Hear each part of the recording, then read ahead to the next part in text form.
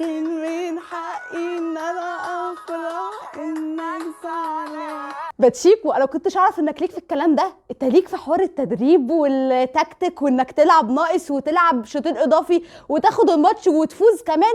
سبحان الله، بقالنا 111 اسبوع شغالين اي قذيفه جاءت يا باتشيكو، اي قذيفه جاءت يا باتشيكو، عشان نيجي النهارده والجمله تقول لنا معلش دوري كده انتهى من اي قذيفه جاءت يا باتشيكو لاي قذيفه جاءت من باتشيكو. باتشيكو النهارده بيقدم مباراه رائعه امام فريرا البروف، يعني زي ما جمهور نادي الزمالك دايما بيسميه. ولكن النهارده في كلام كتير قوي على لعيبه الزمالك وعلى الزمالك عموما، وهنتكلم في النهايه عن النادي الاهلي. ولكن المباراه دي فيها كام حاجه كده انا حابه ان انا احط ايدي عليها علشان نقط مهمه جدا، وهيبقى في ضحك كتير قوي في الحلقه. مبدئيا كده زيزو، انت فيك حاجه غريبه في ضربات الجزاء المؤثره. يعني انت تيجي اي قدام اي ضربه جزاء مؤثره، لا معلش يا جماعه العيشه فاتتني معلش، انا والله يا ابويا عايزني انا ماشي. ما تعرفش زيزو بيحصل له ايه في الماتشات الكبيره، قدام السنغال، قدام الهلال في كاس لوسيل، قدام النهارده بيراميدز في نص نهائي كاس مصر. ما تعرفش زيزو ايه قصته في حته ضربات الجزاء الحاسمه، تلاقيه دايما بيضيعها. وبانينكا يا زيزو،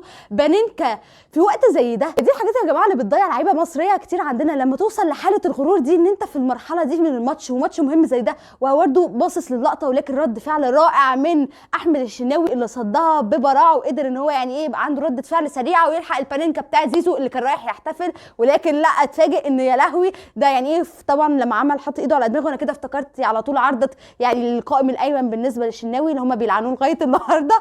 وطبعا حط ايده على دماغه، وطبعا ضيع ضربه الجزاء اللي اثرت جدا على باقي لعيبه الزمالك في باقي ركلات الترجيح. ولكن بيجي في النهايه علشان باتشيكو يخترع اختراع جديد ويخلي شيكابالا يشوط ركله ترجيح. بيدخل شيكابالا، وانا مش ساحره بس كلنا قبل ما هو يدخل كلنا عارفين ان شيكابالا هيضيعها. والله يا جماعه مش ان احنا مثلا بنتريق على شيكابالا او ان احنا بنشكك في قدرات شيكابالا، بس الفكره احنا كلنا عارفين.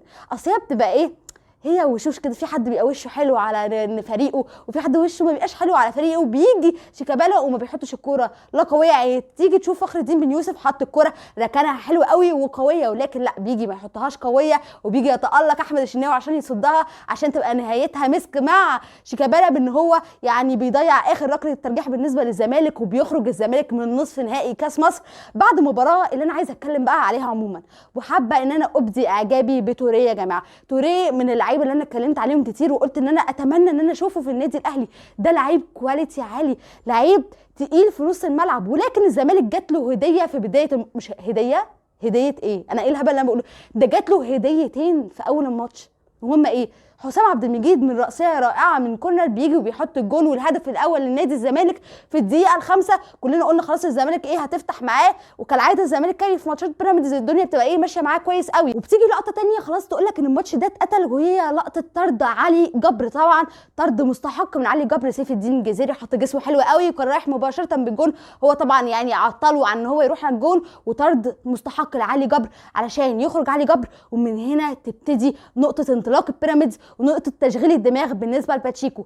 عبد الله سعيد في الكام دقيقه اللي لعبهم ما كانش اداؤه كويس، تحس ان هو ما فيش الحماس اللي بيلعب بيه قدام الاهلي. لا، ما فيش الحماس ده كله. لعيبه بيراميدز كلها بتعترض على طرد علي جبر، الا هو تلاقيه واقف بعيد ما بيعترضش نهائي عشان يجي باتشيكو ويلاحظ ده ويقول لك لا انا هسحب بقى عبد الله سعيد من نص الملعب عشان طبعا هيبقى محتاج مدافع ورا. بينزل اسامه جلال اللي عمل ماتش كويس جدا. اسامه جلال بينزل اسامه جلال وبيبتدي باتشيكو ان هو يلعب المباراه، وبتبتدي سلسله التخاذل من لاعبي نادي الزمالك. لاعبي نادي الزمالك اللي بقى لهم انا مش بطلت اعد تقريبا هم خسروا من اسوان، بعدها تعادلوا او كسبوا الاسماعيلي، بعدها اتعادلوا مع الداخليه، بعدها تعادلوا مع المقاولين او المقاولين وبعدها الداخليه. معلش الموضوع بقى فيه تنقيط كتير الموضوع راح مني. بعدها تعادلوا مع الاتحاد السكندري، والنهارده بيخرجوا من نص نهائي كاس مصر.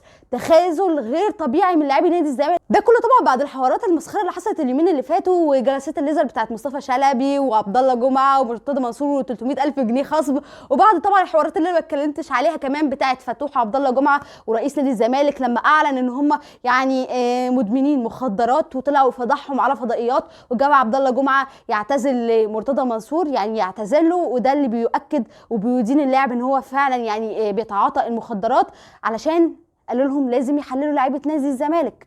فاذا نلاقي ان عبد الله جمعه وفتوح سبحان الله يا جماعه الاثنين فجاه ما بقوش بيجوا معسكر الزمالك، ما بقوش يدخلوا في قائمه نادي الزمالك. حاجه غريبه جدا، انا مستغربه بصراحه. اكيد يا جماعه مستحيل يكونوا بيتعاطوا فعلا مخدرات وخايفين من التحليلات اللي هتحصل. طب تلاقي بعض لعيبه نادي الزمالك بدون ذكر اسماء كان دايما تلاقي عندهم القوه البدنيه مش ممكن، وسبرنت فو فو فو فو، فجاه تلاقي الاداء البدني وقع لعيبه نادي الزمالك عشان ما كنا بنقول منشطات والناس تقول حرام عليكم ومش عارفه ايه. ده بانت قوي، وبانت مع لعيبه محدده ولعيب معين بقى. انا مش عايزه اتكلم عشان الناس تقول لي هو جامد، هو جامد وكل حاجه، بس كانت باينه قوي ان هو 3 مواسم بيلعب 3 مواسم متواصلين، بيلعب ماتشات كامله على طول الماتش سبرنت سبرنت سبرنت، ما بيجروش شد عضلي. كانت باينه قوي، بان الكلام ده كله في الملعب. ولكن اداره النادي الاهلي هل هناخد خطوه؟ ممكن ناخد خطوه. لعيبه نادي الزمالك فتوح وعبد الله جمعه ما بقوش يدخلوا في قائمه الزمالك، ما بقوش يروحوا المعسكرات نادي الزمالك. ممكن احنا يعني نضغط على الزمالك في حاجه زي كده. لعيبه نادي الزمالك باين جدا ان البدني بتاعهم واقع. ويا جماعه انا بقول لكم انا مش بتهم حد، ولكن ده توقع، وتوقع يعني بنسبه 99% صحيح. ومش بقول ان كل اللعيبه، ولكن معظم اللعيبه بيتعاطوا المنشطات. بعض اللاعبين وانتوا عارفين مين كويس قوي. هل اداره الاهلي ممكن تضغط في حاجه زي كده؟